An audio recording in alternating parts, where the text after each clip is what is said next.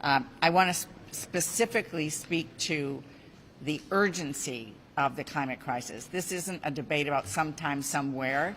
It is right in front of our face, and we simply can't afford inaction. Thanks to the climate crisis, natural disasters are becoming more destructive, as we know, more dangerous, and more expensive. Last year, the United States set an awful record.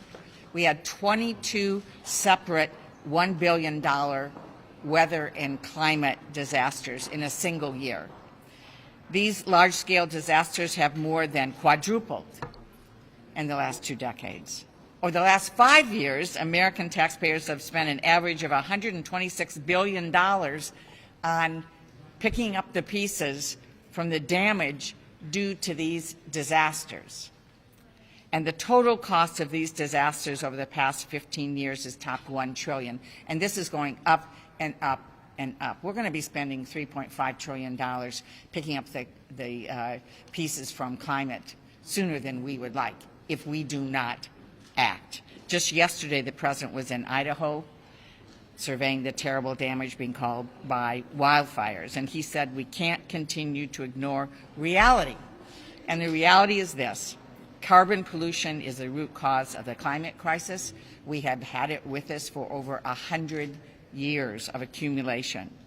And through the infrastructure bill and the Build Back Better budget, we're really doing something about it. We're making electric vehicles more affordable and convenient and assuring that they'll be built right here in America with good-paying American jobs, including their supply chains.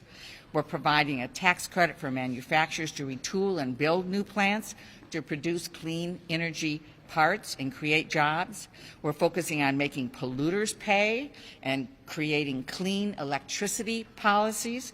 We're restoring our forests and making them more resistant to the extreme wildfires that are burning up our country right now.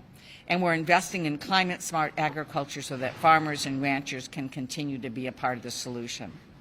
We're also making our infrastructure more resilient so that the climate disasters do less damage.